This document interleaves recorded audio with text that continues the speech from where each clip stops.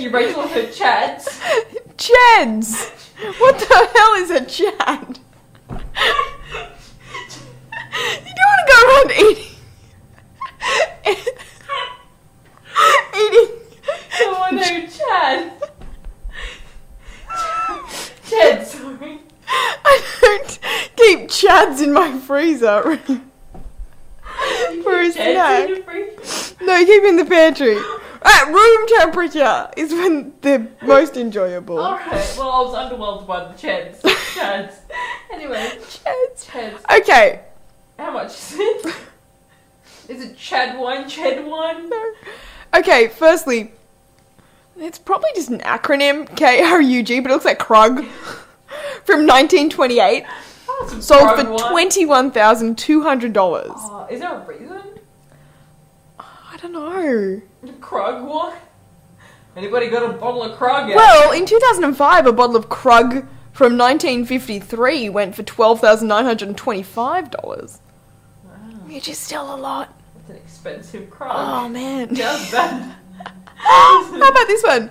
The Chateau Margaux from 1787 Okay. was $225,000. Oh my god. For context, the price per glass was $37,500. Oh my god. 37,500 And it homes in tastes Detroit. bad. Probably tastes bad.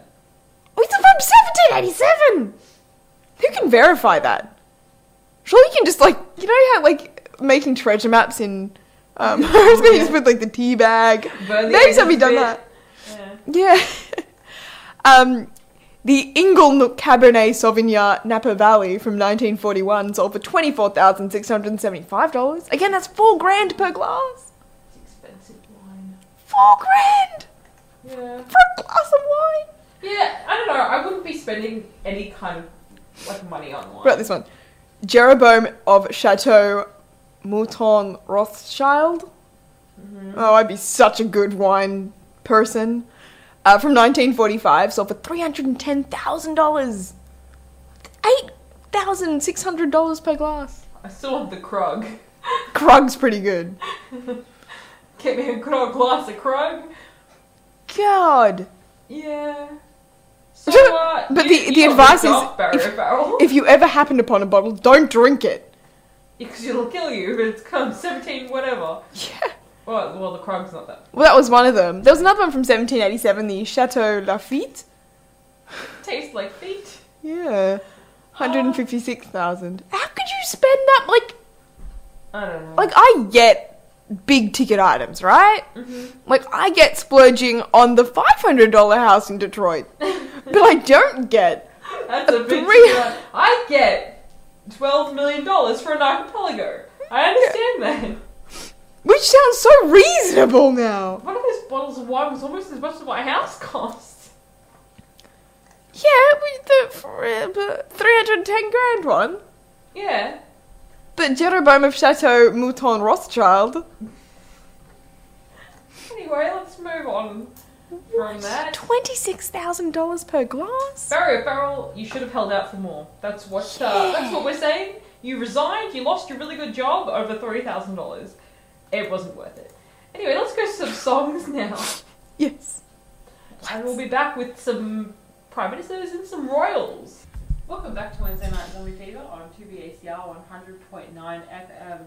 So a few weeks ago, we decided to enlighten people about the history of our Prime Ministers. Because we didn't know them. And then we subsequently forgot to repeat the segment every week. I think that I knew more American presidents than I did Australian Prime Ministers. So incidentally, the reason that one of those bottles of wine sold for so much was because it belonged to Thomas Jefferson. Which makes more sense to me, because it's a historical kind of artifact then.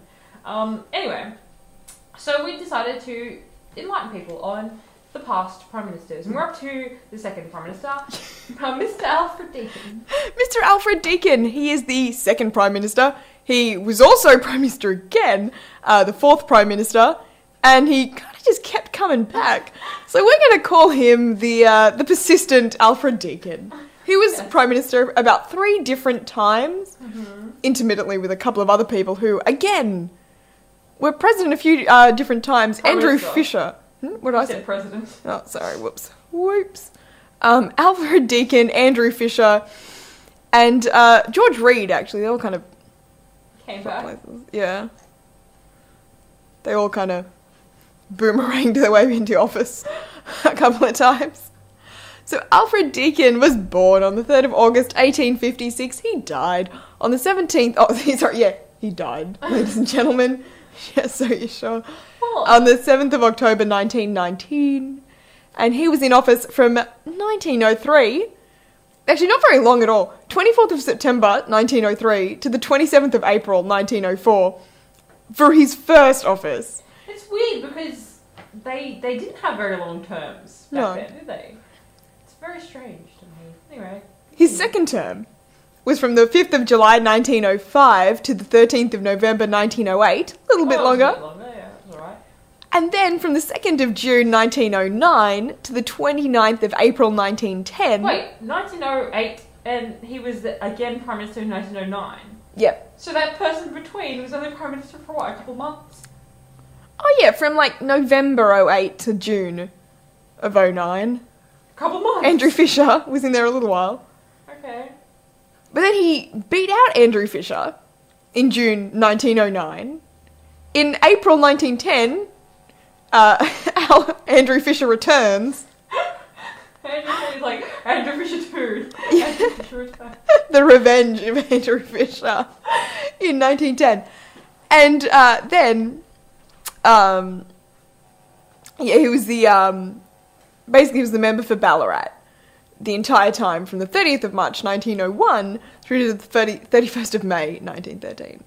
Okay, well that's a bit boring. Yeah, eventually he gave up in the struggle between Andrew Fisher and Alfred Deakin. Alfred Deakin. Okay, so what? Do anything interesting? No. Well, I only opened the Wikipedia page 2 seconds ago. Oh, okay. Well, there's something else that we need to discuss. Yes. The Royals have come to Australia. Well, William, Kate, and Oh, I got one. little George. Sorry. George the Sixth, if you will. Sixth? Yeah. No, seventh. Richard? George the Seventh. Okay. I was thinking this like- William Henry, Stephen Henry, Richard John. Yeah, so it's everybody's kind of royal fever. They just finished New Zealand and then they touched down in Sydney. Actually, you know what I liked about the New Zealand one? They're like, oh, some lucky baby's got to play with from Prince George. I'm like, they don't know. Yeah, It's just another baby. and they were apparently vetted. Okay. I assume the parents, not the babies, but Yes. Anyway, yep. continue on with what you were going to say about Alfred Deakin. Oh yeah, this is far more interesting than the stupid baby. Oh, he's pretty cute. Am I going to get kicked off the station for saying? It's Some not other a movie. royalist. Oh well, you know, we used to have some okay, non-corrupt wine embezzling people. I don't think it was embezzling wine, but Wine. You're going to prison for wine embezzlement. wine, or as it's now called, embezzlement. Yeah, embezzlement. That's what it should be called. I know, if we actually use the word embezzlement on Facebook, we'll just have a bunch of like really uptight friends going like, you don't know what embezzlement is and you don't know what that situation was. You spelled embezzlement wrong. Yeah. Okay, so Alfred Deakin, the second and fourth and multiple times Prime Minister, Second, fourth, sixth, eighth. and possibly current, expanded the High Court, That'd be scary. provided major funding for the purchase of ships, which led to the establishment of the Royal Australian Navy as a significant force under his government. And he established Australian control of Papua, which is something we might want to overlook. Good on you, Deacon. Probably assisted by that navy he just established. Confronted by the rising Australian Labor Party in 1909, still rising and now fallen, he merged his protectionist party with Joseph Cook's anti-socialist party. The anti-socialist. That kind of sounds like one of those joke parties we have now. Bullet Train for Australia, Hey, I voted for anti-socialist. them. And they... The bullet train party. Oh, okay. Yeah. Actually, I did support their views of a bullet train for Australia. We need bullet trains. Join that party. And he created the Commonwealth Liberal Party. But this thing, it was better known, or commonly known, as the Fusion. What? This is like the best. The Fusion. The Fusion. That doesn't sound like something from, 1909. I reckon the Liberal Party should go back to the Fusion if they want to try to get the young'uns in. Vote for the Fusion. Yeah. It'll really distract from the embezzlement of it all. I think it's gonna be awesome. This really has all the makings of a really great comic book. If Sorcerer Ra doesn't work out for us. Well, we'll take on Alfred Deakin. Yeah. But it's gonna be called like Fusion. And then you got like Deakin versus Fisher. Okay. Can Fisher be wearing like a fish suit? Alright. He can be like Aquaman. Yeah. Oh, Aquaman. And what would... go so wrong? What would Alfred Deakin's thing be? Would it be dressed like a deacon? Yeah, I thought that's what I thought. Wrong on so many levels. Yeah. Anyway, so that was our little history lesson about Mr. Deakin. Next week we'll be talking about Mr. Fisher. Yeah, Mr. Fisher, also known as the arch nemesis of this week's topic, Alfred Deakin. Yes, but we'll cover the royals very quickly. Yep. They're in town. I don't know why. Do you know why? It's like a tour, I guess, promoting them. Royalty? Yeah. I don't know. Do people actually care? Yeah. Yeah. I think, like, parents care.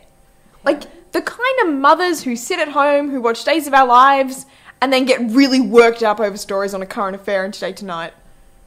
I think they're all into the royals. You know my opinion of both those shows. Yes. Yes, I do, and I think it illustrated my point. Well, I don't know. I don't really care, but Prince George is kind of cute. He's a pretty cute baby. Yeah. Does that make you want to, like, No. I'm really, woo, Commonwealth? No. No?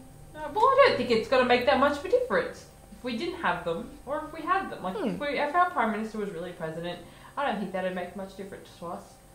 I mean, what does the Queen actually do? She steps our laws. Does she even do that? Wow, I thought the Governor General did it. Oh, well, he's her representative, so... Yeah. She's her representative. Oh, briefly. Oh, well, it's going to be replaced. Yeah. It's... The office is now held by, what's his name? General something. I didn't know that had taken place yet. I thought it did already. Oh, okay. Well, sorry, Quentin Bryce. Going to or has already, we're not sure. Okay. What does the Governor of New South Wales do? Does she stamp our laws? We have a governor? Yeah. Marie Bashir. I don't know. Who's our governor? I don't know. That was a good reaction. I didn't even know Barry O'Farrell resigned this morning. Last I heard about him was last night, and he was denying all claims. So, I'm a little bit... Which is a good default.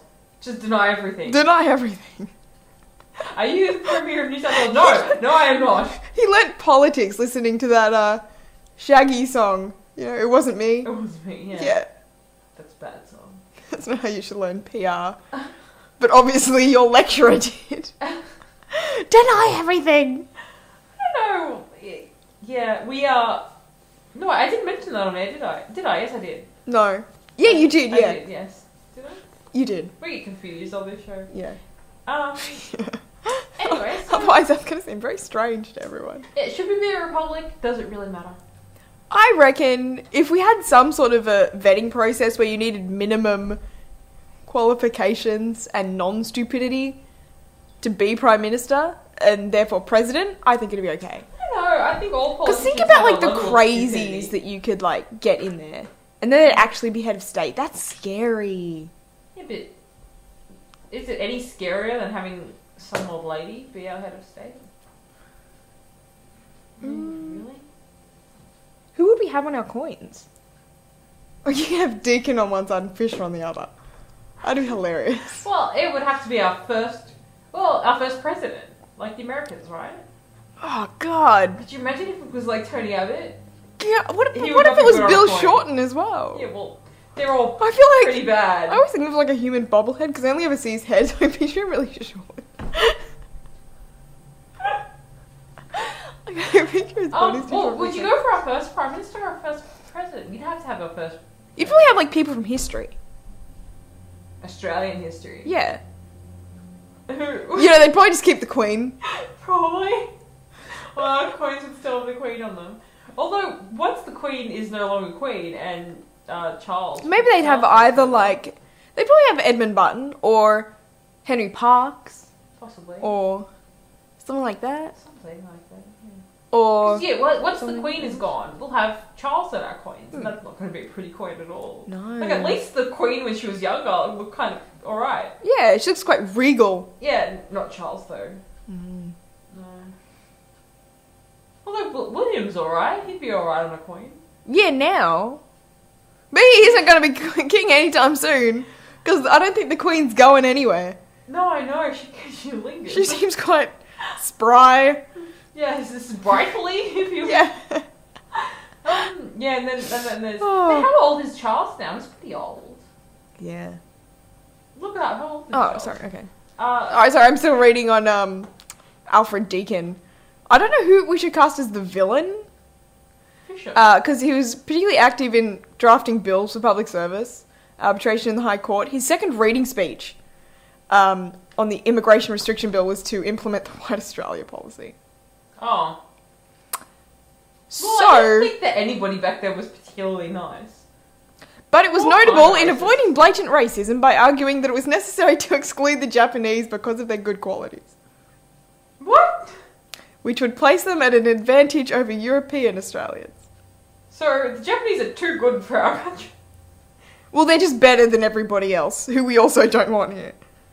Okay. Oh god, yeah, he's not going to be good. Well, we'll have to find out. Any more about We'll have to Fisher find out before we- Fisher first. So They could Fisher both next be week. supervillains. Yeah, that's not while he was in office though. So maybe he got less stupid. I wouldn't count on I it. doubt it. Okay. Yeah. How old's Charles? How old is Prince Charles? And how old's the Queen? How old is one question at a time? Because William's not that old. Do I go to princeofwales.gov.uk? No, I'll go to Wikipedia. Yeah, that's a more reliable site. Okay. Okay, he was born... Oh, the 14th of November 1948. Oh, wow. So it'd be like 64. It's quite Or old. 63. That's pretty old. Yeah, that's pretty old. I mean, the Queen... What Was year, born- 1948? Yeah. The Queen was born in 1926. Yeah, he's 66. Oh, okay. And when was the Queen born? 19 what? 26. 88. So he's not too old yet. Well, he's 66. Well, she's been Queen since 1952. That's a long reign. Really is. Yeah. Victoria had a really long reign as well. Yes. 64 years. So, she's almost beaten that, right? I don't know. When did she start reigning? 1952. 1952. Yes. 62 years. Oh, okay. Yeah. How much if she has like exactly the same amount? What a great little piece of information they just pulled out of the air. 64 years. Thank you, Horrible Histories. I don't know how reliable that show is, but it's damn entertaining. And she's the Queen of Jamaica, Barbados, the Bahamas, Grenada, Papua New Guinea, the Solomon Islands, Tuvalu, St. Lucia, St. Vincent and the Grenadines, Belize, Antigua and Barbuda, St. Kitts and Nevis. Some of these places I've never even heard of before. Yeah. Alright. Good old Queen. Really Including old then the Queen. 7 independent Commonwealth countries, the UK, Canada, Australia, New Zealand, South Africa, Pakistan and Ceylon. Ceylon? Ceylon. Whatever. Whatever, a country that doesn't concern us. Anyway, so funny. Stop being racist and go to some songs. Not us! Deacon! Deacon's racist. Deacon! Deacon and possibly Fisher and Edmund Barton. Yes, well, everybody will have to wait till next week's installment for Fisher. Welcome back to Wednesday Night Fever on 2BACR 100.9 FM. Smooth. So, I've forgotten what we're talking about. Divergent. Rachel Divergent. saw the movie Divergent. Don't ask how, she did. By saying that, you sort of implied how. Yeah, so I did see the movie Divergent. It's based on a book. Yes. And basically the concept is at 16, children have to choose which of 5 tribes or clans they want to belong to. Mm-hmm. So there's one which is like a very charitable tribe that helps out the homeless. Mm-hmm. There's one which is the security sort of organization. Mm-hmm. The brave ones that defend the city. There's the smart ones. And then there's the other ones that are You like... choose to be a smart one? Yeah, I know, it doesn't really make sense. And you can choose to be like, one of the really tough fighter people. I don't know about that. Mm. So yeah, there's kinds. There's 5 of these guys. One of them was like farmers. You can like choose. Yeah, nobody was going to choose that. Yeah, I don't really get it. But anyway, It makes more So- sense if you were forced into it. yeah. But here's the thing.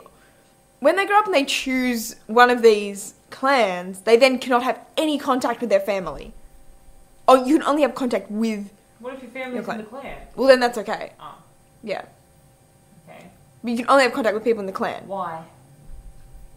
Because they want to segregate everyone. Under the impression that that will maintain peace. This was my main problem with it, right? That segregating everyone and removing these connections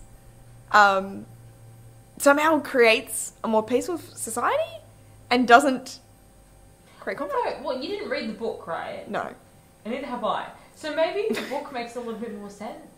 Maybe there was a story behind it that kind of makes everything make sense. But going purely from the movie, it really wasn't explained why this situation takes place, why this society is the way it is. So I saw some very critical problems here. The way that these children are meant to choose where they belong is by doing a test, and the test will show them, sort of like, let's think of it as an aptitude test that tells you exactly what you're meant to do. I always wanted to And do then- one of those aptitude tests. Not really. And then it tells you which clan you should be a part of. You can either choose to be a part of that clan it tells you to, or you can, stick to the clan you're in, or you can basically choose anything though. But with this test, if it doesn't give you a result, if they're inconclusive, you're characterized as divergent. And people who are divergents are considered to be a threat to this society because they don't fit in to one thing. Okay. Yeah. So part of the story is people, like this girl who is divergent because she didn't really get one. She grew up in the clan that was like the charitable ones. But then she chose to go to like the warrior ones, the, police force sort of tribe. And yeah, it's about her actually being like the divergent one that is potentially being hunted by people who want to keep the status quo. But I feel like it really lacked Any kind of structure? Yeah, and I think maybe it is better in the book, but I didn't really... There was a lot of kind of overarching sense of why. Okay. Like, why does this society exist? So none of that's explained. It's just... Well, here it you said are, that there was plonk like in. a big war, and this one city is sort of left. Well, And then there's the wilderness outside of that. It sounds very Hunger Games. That was my other thing. When watching this, it's very much like a lot of other things. Okay. So it's like the Hunger Games. Somebody else mentioned that it was sort of like the Matrix. Because it's Okay. kind of like, they go into her head to play with like simulations and stuff as part of the tests. Right. I'm like, yeah, Bit Inception-y. maybe. But the weird thing is that those all had adults. And these And are just kids. adults, and yeah, these are just kids. So it was kind of like the character didn't make sense for me. Okay. In terms of her decisions and everything. I think a 16-year-old choosing to go, nope, I am going to cut off all ties with my family. I'll never speak to them again to go join this police force thing. If you live in a society of farmers and they say you can choose whatever you want, but you'll never see your family again if you don't choose to be a farmer, I think a lot of people would choose farming. Because, okay, so if you think of it like the Amish, right? The Amish, they grow up basically in their little society and they never see the outside world until they get a certain age, and then they're allowed to go out and decide if they want to be Amish or not.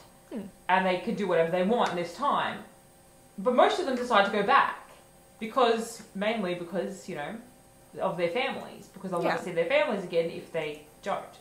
So I think that it'd kind of be like that. Like if you grew up in the farming society, you'd want to be a farmer. Or not that you'd want to be, but you'd stay because your family's there. Everybody you know is there. Yeah, and the one thing I didn't get is that this was meant to prevent conflict. But by segregating the kind of community and by characterizing everyone pretty much into these 5 distinguished traits, and exclusively into that trait, that if you're in the smart group, that's your thing, and that's how you identify yourself, it really, I think, would cause conflict. In that we are better prepared to lead than you because we're the smart ones. But who leads this society? It was the group she was originally in.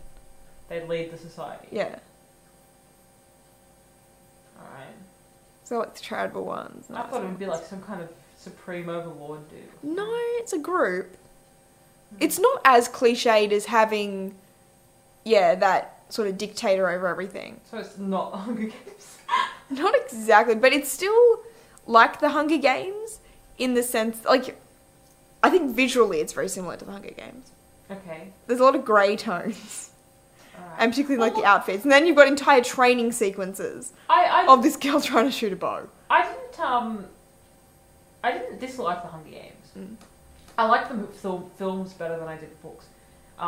Which is a weird one to say, but they were well made. The books weren't very well written, and I feel like there was a lot of stuff that didn't fit. Like with the Hunger Games, there was this. I'm going to die. I have to kill people to try and survive. And then there was a lot of, I have to wear this dress to my interview, and I have to everybody's gonna like me, and I'm gonna be famous. So I feel like that didn't really mesh well. I feel like, okay, if I was in that situation and I had to go and kill people, or I was going to be killed, the last thing I'd be thinking about is what dress I'm wearing. So even if all that stuff was going on, there's no way I would be thinking, oh my god, I hope my dress looks good. You know what I mean? So that stuff didn't fit for me. I feel like they put that in. They didn't really go into it in the movies too much, but in the book they kind of did too much.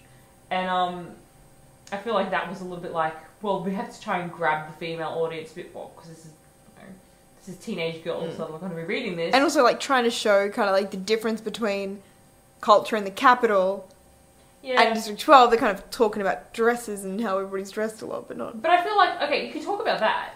That's fine, because it's got to be different. But the way that she sees it, you're seeing it from her point of view, the way that she sees it, she could be like, oh yeah, and they were all dressed in blah, blah, blah. But she shouldn't care too much about that, because she's going to go through this ordeal. Yeah. It's going to be traumatic. So, and it kind of, that didn't get across, that didn't come across in the books. I didn't care about her in those books. I didn't care about any of those characters. At all. People would die and they'd be like, oh, alright. Meh.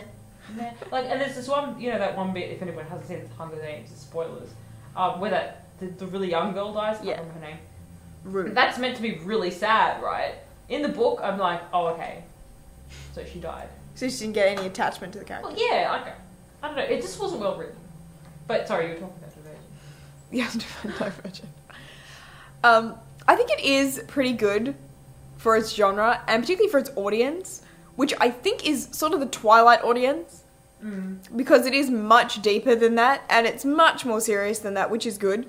But I'm still not a fan of the placing a lot of responsibility and things upon 16-year-olds. I don't really get that. I don't get that either. Yeah. Like, I understand that these people are writing for an audience that is that age or like a bit younger, but still, it's very unrealistic.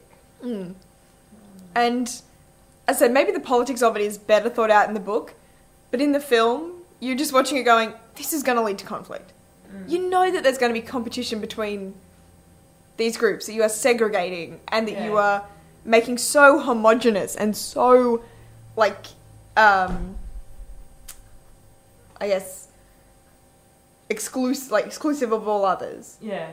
Where they're not connecting, they're not interconnected at all. That's going to lead to conflict. Yeah. Which, spoiler, it does. Not out and out conflict in this film, but you know that they're setting it up for it. I think that was probably the second major sort of issue with it. So in addition to just kind of the world in general, in terms of plot, the film is very much a part of a series. Yeah. So it didn't have a major conclusion in this one. The conclusion was her just kind of being accepted in her new sort of clan. Well, you can tell that I don't remember how the first Hunger Games ends. But you can tell that's a series. I don't know. I think things are becoming a little bit more predictable these days. I think everything needs a trilogy. Yeah. I feel like if it's not a trilogy, it's not a thing. Like, you can't have a standalone book anymore. I don't know where that came from. Really? Where did that start? Lord of the Rings? Yeah, but I don't know. There's been standalone books before. Everything's But even series then, now. Harry Potter, that was a series, but each book, Each book particularly began and ended, yes. Yeah. Except particularly for the first 4. 5 was... 5 I didn't like. Yeah. Yeah. Not so much, I but was gonna they mention Harry blended Potter. together at the end a bit. But the first 4 are very much independent, that you can start and finish. Because you talked about, putting a lot of responsibility on 16-year-olds. And Harry Potter, But I feel like that was a bit different. Not just because I like the Harry Potter series, but I don't know, because they were actually kids. You know what I mean? Yeah. They started off as kids. And the first trouble that they had in the first book was trouble that they got themselves into. Yeah. It wasn't trouble that the administration was putting upon them, with the exception of the Goblet of Fire and the Triwizard Tournament. Yeah. But even then, it was like, no, you 14-year-olds can't do this. Yeah, It's there's a only little for bit the more- people who are of age. It's a bit funny, there's a little bit more realism in it than there is in, something like the Hunger Games. Yeah. Where, let's throw these teens into an arena to kill each other.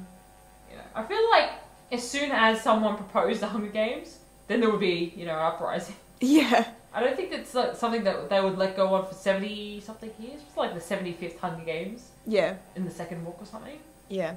I don't think it's something that people would let go on for that long. Like, yeah. There would have been some sort of uprisal. Even in the capital, I don't think...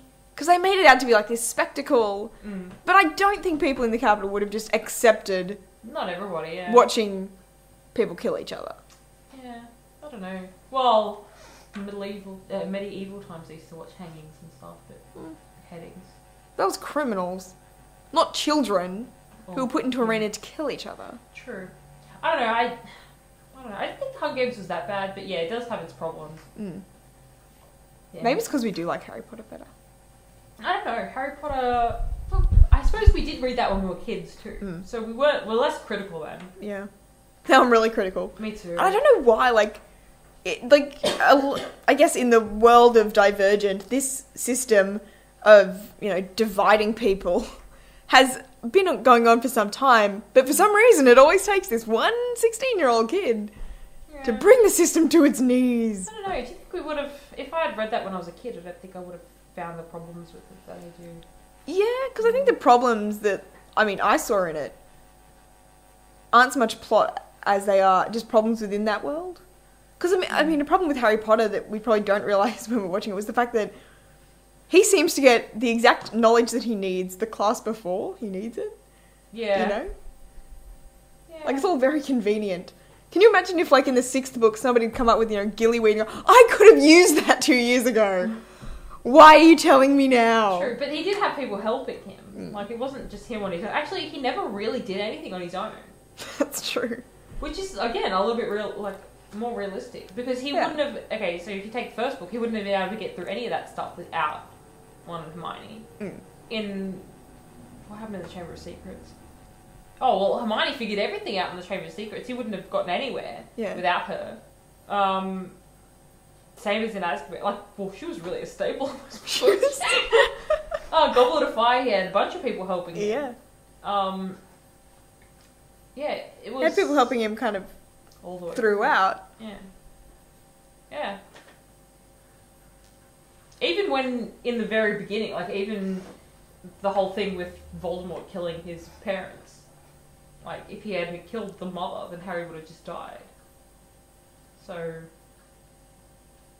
Yeah. Harry Potter was just lucky, no. But it is like the good thing is ride people's coattails. there are actually a few times in Harry Potter where you're like, what kind of teachers are these? Like at the end when they're like, hey everyone, let's go battle this evil Dark Lord, and everyone's like looking down on the Slytherins for leaving. It's like, are you kidding?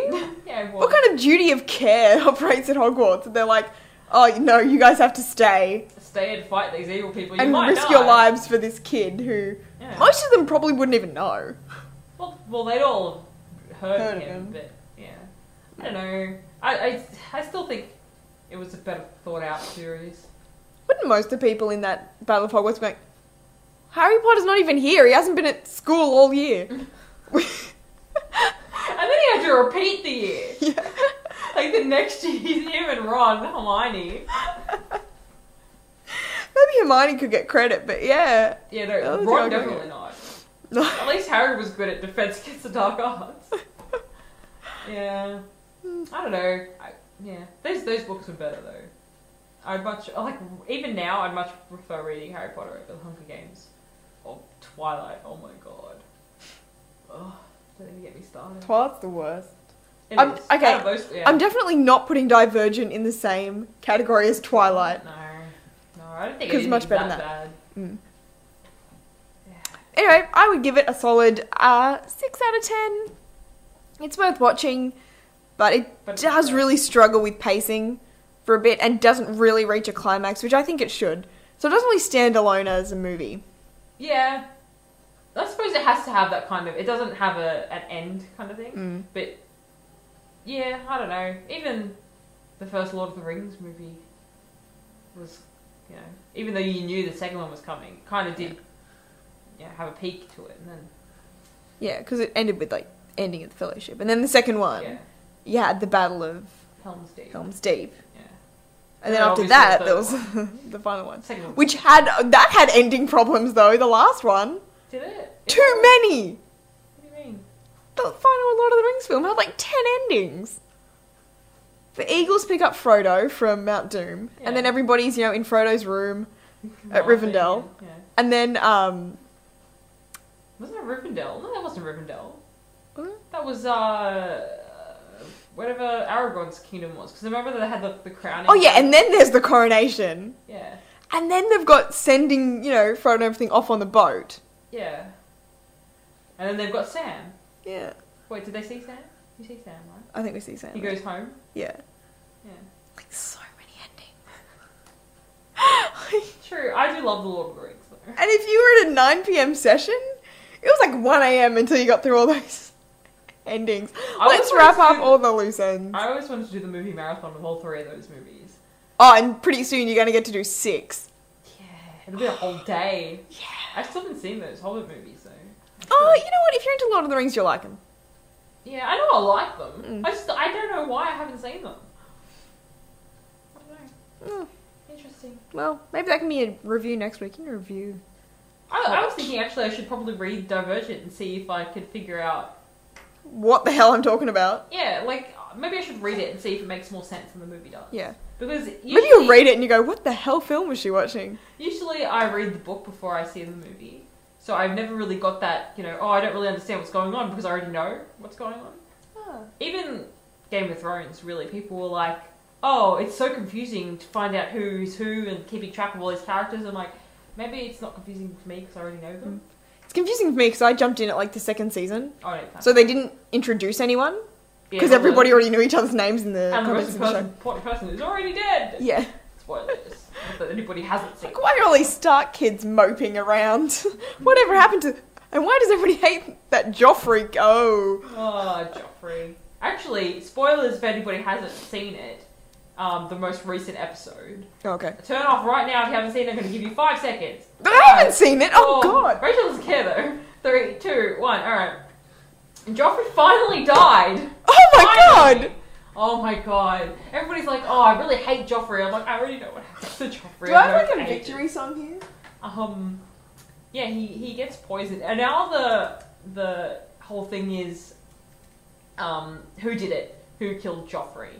And I've read the books, and I don't really remember. I think I know who it is, but I think it's like a group of people. So, yeah. Good old Joffrey's dead, and everybody's happy. Okay, let me get up a victory song, because I know how much people hate Joffrey. Joffrey. Freaking Joffrey. You know what? Him and his mum. Hated them both. Cersei. Hate Cersei so much. And you know what? She's still alive. And every time I flip to a chapter with her in it, I'm like, I hate you so much and I don't want to read this chapter. And that's probably why I stopped reading those books. I got halfway through the last one and I'm like, I can't do it anymore. I just cannot do this anymore. Yeah.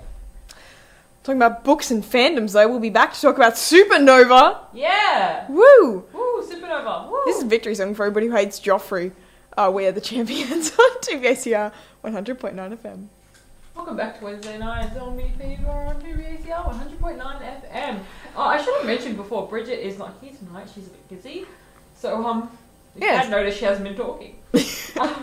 She had no input on the Anything Fisher with Deakin Phil debate Cracknell. whatsoever. Supernova.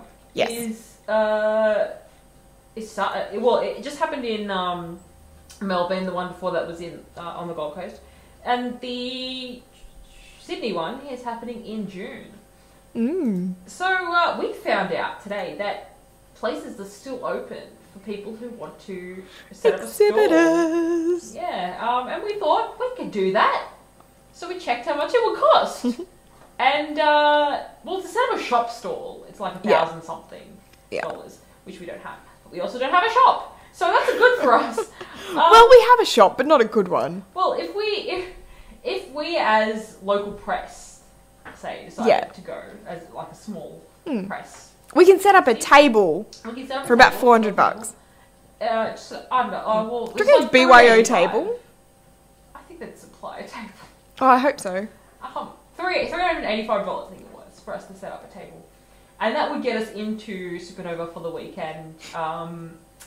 We would just set up there, and people could come and chat to us, and yeah, that's what would happen. I suppose we could sell a T-shirt or two, or if we had Sorcerer up and running, we could probably sell some of those as well. We've got the story for Sorcerer. Yeah, we've got quite far with the story for Sorcerer. But we can't draw. Yeah, and nobody's willing to draw pictures for us. So, if you're an artist or know an artist who's willing to Any draw illustrator. Sorcerer, And just to emphasise, they don't have to be very good. They just have to be better than us. yes, which is easy. Should I post my cat picture? Do post your cat picture. Next to the picture of the one that was provided is, this is how you can use this app. Yeah, well, Rachel bought an iPad, and one of the things she thought she could do with her iPad was draw a Sorcerer. And no, it's hard to draw on an iPad. Even harder when you can't draw for realsies. Realsies. Yeah, so we could set up a stall at Supernova. It would cost us some money, and it would cost us some money for merch, and I don't think we would make I don't think we would make a lot of money. But I think we could definitely be a hit at Supernova. I don't know. We could be. Yeah. We could do it. We could go to Supernova with a stall. Yeah. But I think it would cost us too much money for what profit we're going to get out of it. And I don't have all the money. I think we should, put ourselves out there. And I want to hear from all of our zombies. Would you come and visit us at Supernova? Would you donate to us so we can go to Supernova? Oh, maybe there's like a grant thing. Well, we could ask the radio station to sponsor us to go to Supernova. I don't know if they would. They might. You give it a go. Yeah. Okay, so this is an open call to management. But then, which we've already established are station asleep. management. Evil overlords dividing everybody into their individual Good programs. old Night Vale. Anyway, so we can try. We can try to go to Supernova. Well, see, this is the thing. We want to go to Comic-Con. We do want to go to Comic-Con. That's Not as an exhibitor, No, just but as press. As press, yeah, because we don't have to pay for anything. We don't have to do anything. We just go in there as press and be press. And this means, this is a really good step on our way, because then we can show pictures of us at a pop culture event. With a table. Yeah. Yes. And with merch. But I think... Oh my god, it's Supernova!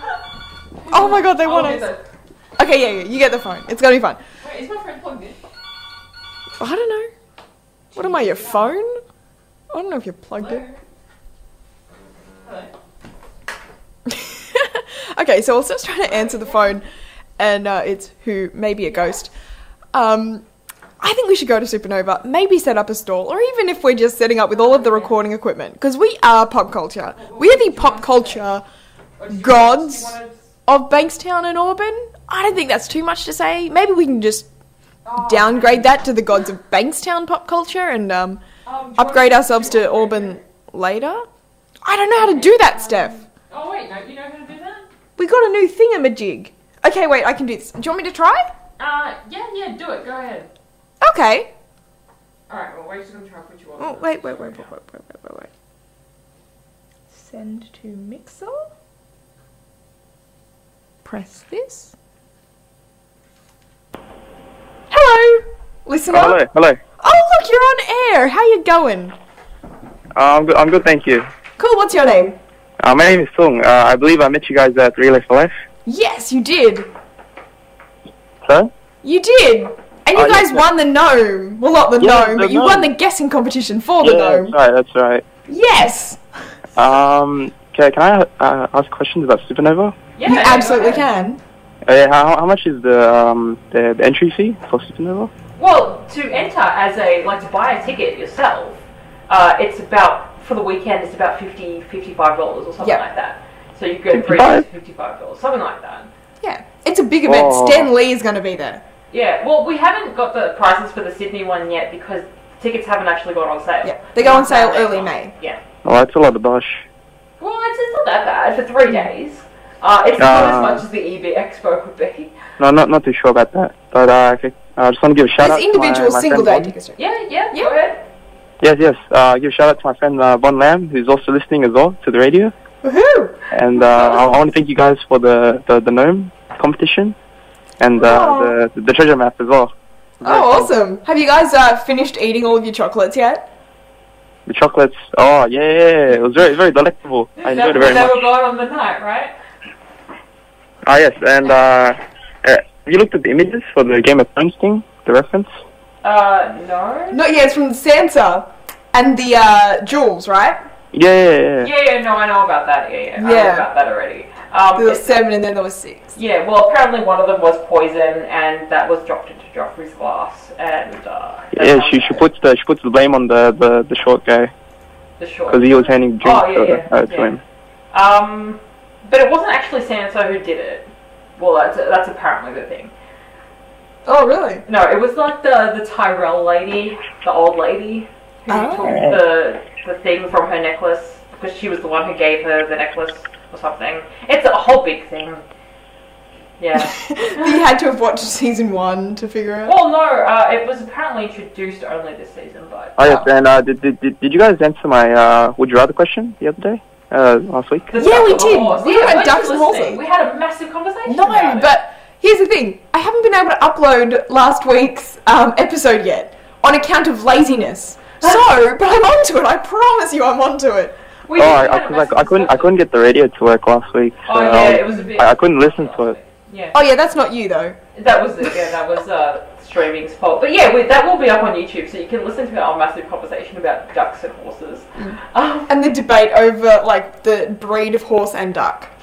Yeah, that happened. Would you guys like some more questions about them? Yeah, go ahead. Yeah. Would you rather questions? But, Let me think. You can post them all up. And then that can be our topic for like next week. Yeah, because we are at time now, so it's 11. Yeah, Shay Adelaide. Oh, nice. Yeah. Put them up there, and we'll get like all of our other listeners as well to debate. And then next week we'll debate on air. Okay. Well, Give us a teaser though. What are some of them? am I allowed to put any inappropriate ones, or is it just safe? Well, you gotta be careful. So no swearing, nothing too inappropriate. It might be I don't know, inappropriate. Well, post them to us in a message, and then if we We feel can like edit it's them. It's next level. It's like one of those questions that I don't think you could ever answer. Alright, well, post it to us in a message. Challenge anyway. accepted. Post it in a message, in a No, private message, okay, and okay. we'll review it, Yeah. and we'll see. Thanks for listening to the show, and thanks for liking us as well. But get all your friends to do it as well, because you had a big team. Yeah, good job in participating in Relay for Life. Well done, guys. Oh yes. I have me and a bunch of mates. We're all listening, and we enjoy the show. And thank you very much. Thanks so much. Awesome. We'll see you all at Supernova. Yep, that's right. I just made our decision. We're going. Alright, cool. Okay. All right. Bye bye. See ya. Okay, so that's Yeah. really all we've got time for tonight on the show. It is 1 past. I'm so glad that worked. Cool. So we'll keep you guys updated on what's going on with Supernova. And As in, we'll keep you updated on when we're going to be at Supernova. Don't forget to get your song requests in for our show from 11 to 9 a.m. every Wednesday. Oh, sorry, 9 to 11 p.m. every Wednesday. And Rachel's morning show every Monday and Tuesday from 7 to 9 a.m. Yes. And yeah, get all your song requests in and anything you want us to talk about on this show. Good night, everyone. Good night, everyone.